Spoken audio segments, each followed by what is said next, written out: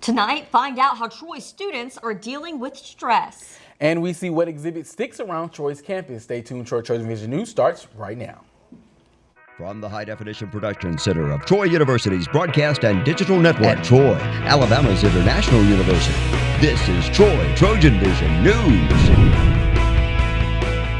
Hello and welcome to Troy TrojanVision News for September 15th, 2015. I'm Samantha Charles. And I'm Xavier Harris. Thank you for joining us this evening. Trojan Outreach has been holding stress management activities out on Bibb Graves Quad as a part of a series of events known as How to Deal Week. Today, students had the chance to color their blues away in the form of art journals. Nathaniel Rodriguez has the story. Trojan Outreach was out on the Bibb Graves Quad from 10 to 2 this Tuesday as part of its series of How to Deal Week events. The events are aimed at helping students cope with the stresses of college life by providing them with outlets for stress.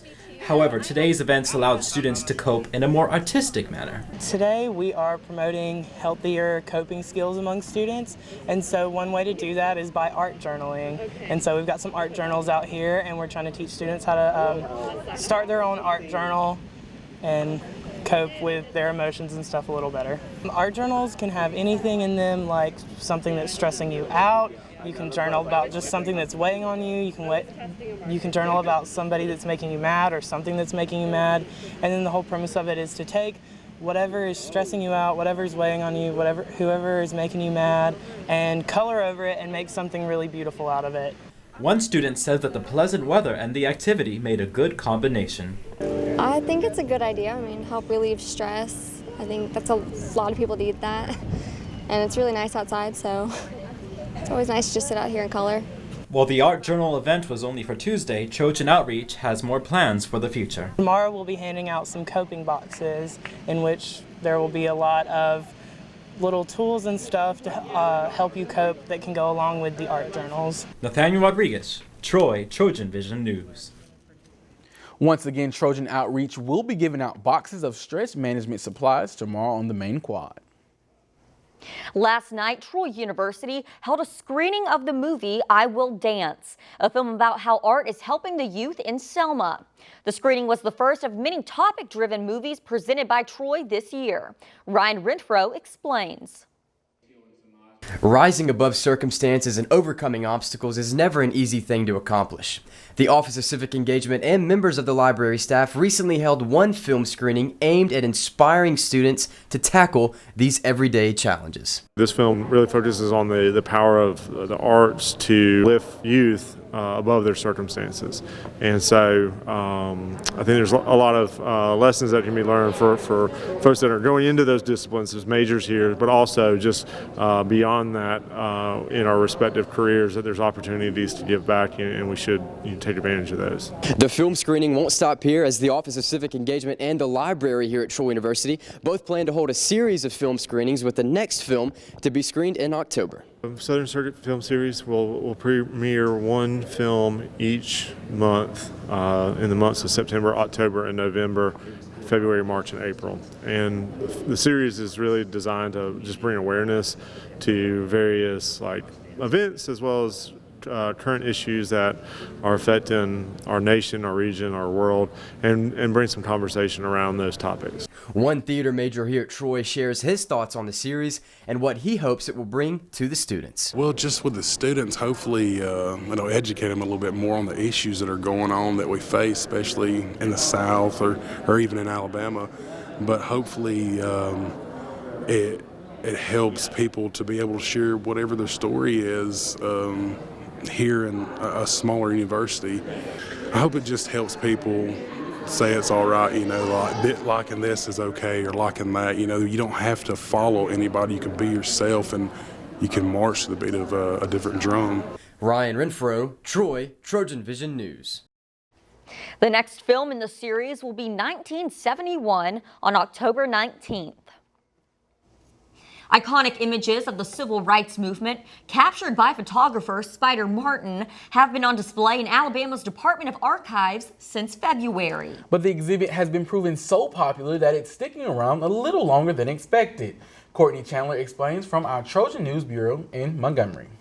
In commemoration of the 50th anniversary of the Selma to Montgomery March and 1965 Voting Rights Act, the Alabama Department of Archives and History is holding an exhibit entitled "The Whole World Saw Your Pictures, Spider Martin and the 1965 Voting Rights Campaign." This is an exhibit. It was actually part of an earlier exhibit that we had about a decade or so ago. Spider Martin passed away several years ago, but he actually helped us acquire these prints. They're all signed by him, hand labeled by him. So we brought this exhibit back out on display this year. The Department of Archives and History have displayed this exhibit since February and have now extended the exhibit till September 25th. It's been so popular. There have been so many people coming in. So many people come here just to see this exhibit, and so we felt like, let's leave it up a little bit longer, give people a little bit more time to come in at the end of the summer. Maybe people who are doing some last minute traveling to come in and see these images. The exhibit has drawn many visitors from all over the world to view some of the iconic images of the historic march. Most people that come have never seen these photographs ever, and we've had people come from all over the world to see this exhibit. And when we had our 50th anniversary, the place was just packed. I mean, when they went to Selma, they came all the way up here just to see this specific exhibit. The photos taken by Spider Martin not only tell the story of the 1965 march, but it also reconnects visitors with a time in history where emotion was captured in black and white. There's something about, standing in front of an image, they are in black and white, and you kind of feel, transported back to that period, and you really look at people's faces and think about what they were thinking when they were in these moments. In Montgomery, Courtney Chandler, Troy, TrojanVision News. The Alabama Department of Archives and History is open Monday through Saturday from 8:30 to 4:30. Admission is always free. And now taking a look at news from around the state. The Alabama House of Representatives has delayed a vote on a bill that would prohibit cities from raising the minimum wage. The proposal sparked a heated debate Monday night on the House floor, where it was harshly opposed by Democrats. Authorities in Coleman County say recruitment flyers for a white supremacist group have been left outside several local homes along with candy. The Coleman Times report that the local police and sheriff department reported getting calls from neighbors about the Ku Klux Klan recruitment flyers being left at homes over the weekend. And media outlets are asking a judge to unseal the divorce case of Alabama Governor Robert Bentley. A motion filed Monday by a group of Alabama television stations and newspapers says the case was sealed last month following a hearing. Diane Bentley filed for divorce, saying the couple's 50-year marriage had suffered an irretrievable breakdown. Still to come on Troy TrojanVision News, the volleyball team will take on opponent Mercer tonight in victory. Khadijah Torbrook has the scoop. Plus, we find out more about the hazing event that led to a student's death. 5 New York City college students are now facing murder charges in the hazing death of a freshman. I'm Kenneth Craig with reaction from students coming up.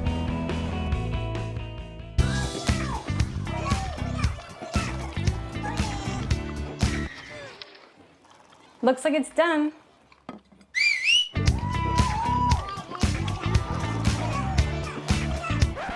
Don't let salmonella get funky with your chicken.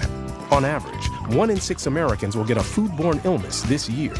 You can't see these microbes, but they might be there. So learn the right temperature to cook each type of meat. Keep your family safe at foodsafety.gov.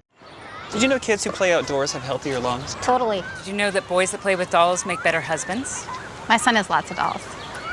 But did you know terry cloth diapers breathe better? I did. It's totally true. Oh, yeah. Did you guys know statistically friendly kids have more friends? Yeah. That's obvious. Did you know most people think they're using the right car seat for their kid, but they're not? Parents who really know it all know for sure that their child is in the right seat. Visit safercar.gov/the right seat to make sure your child is protected. Now, the latest in Trojan sports on Troy TrojanVision News. Troy wide receiver and punt returner Tater Rubin was named the Sun Belt Conference Special Teams Student Athlete of the Week following his performance against Charleston Southern. Sun Belt Special Teams Player of the Week, Teddy Rubin, bursted onto the scene in the Trojans' home opener against Charleston Southern, and according to head coach Neil Brown, the 5'7" receiver is deserving of the recognition. I'm just proud for him. He's a guy that, really good kid, team guy, came last year out of Arizona and was injured for a good portion of the year. Didn't get an opportunity to showcase his abilities. I think he bought into what we were doing strength conditioning wise, nutrition wise. He's gained weight. He's stronger now than he ever has. He was our most consistent receiver in the spring, by far our most consistent in preseason camp. And then when Brian went down with his injury and he handled all the punt return duties, he took advantage of that, and he'll handle those duties moving forward. Teammates say they weren't surprised with Rubin's performance and that they, along with Rubin, were simply waiting for his time to shine. Teddy always a big player, as in at practice. He pushes himself every play at practice, especially in the game. And to see him perform like that, we knew he can do it. We're just waiting for him to do it. So, my hat goes out to him making the big plays. I think he had 3 touchdowns and a 64-yard punt return. And he's very explosive, so I knew he was going to take us to the house. Teddy's been one of our consistent receivers since the spring, summer, fall camp. I was very happy for him the way he broke out. Had 3 touchdowns, and just very excited for him. Those 3 touchdowns were nothing short of impressive, and even though he's happy with his own performance, Rubin was surprised to receive the honor. I actually just found out 10 minutes ago from a text message from one of my friends. Had no idea until then, but it feels great. Honestly, it does.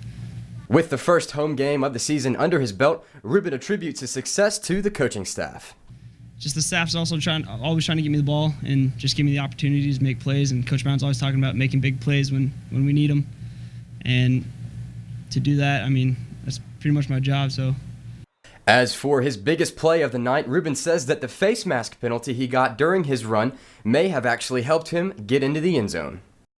I was looking back at the film the other day, and I noticed I was looking that way to begin with, and then once the face mask happened, my entire vision went the other way, so it really did help. Ryan Renfro, Troy, TrojanVision Sports. The Trojans travel to Madison, Wisconsin Saturday to play the Wisconsin Badgers. Kickoff is scheduled for 2:30 p.m., and the game will be televised by the Big Ten Network.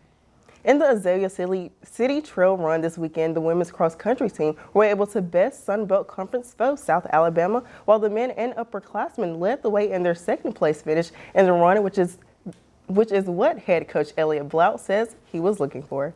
It's a very good step for the program in general. We were able to beat South on the women's side, which is really big for us. They were a little undermanned, but so were we, which was kind of bodes well for the upcoming meets in conference. Just about over a month now. And on the men's side, we had some sophomores step up, and that was some upperclassmen in general to step up, and that's what we really wanted to see.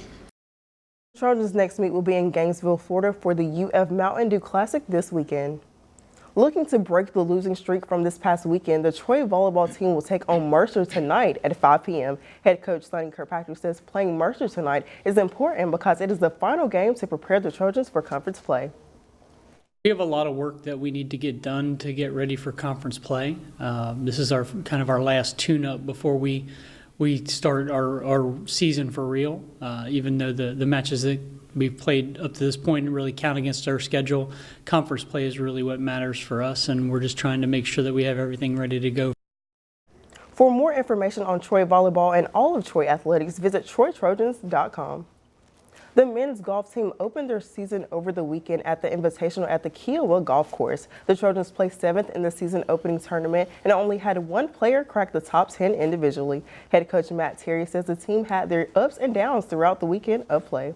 It was okay. We showed some life on the first and second rounds. We were, I think, near last during the first round, moved ourselves into 8th place, and then during the second round, playing poorly again, started playing well at the end. We're tied 4th going into the last day, 10 shots back, had an opportunity to win, and didn't get off to a very good start the final round, and just kind of put ourselves behind the 8 ball. And the team will have the weekend off, but then will travel the next weekend to Destin for the Sun Belt preview starting on September 26th.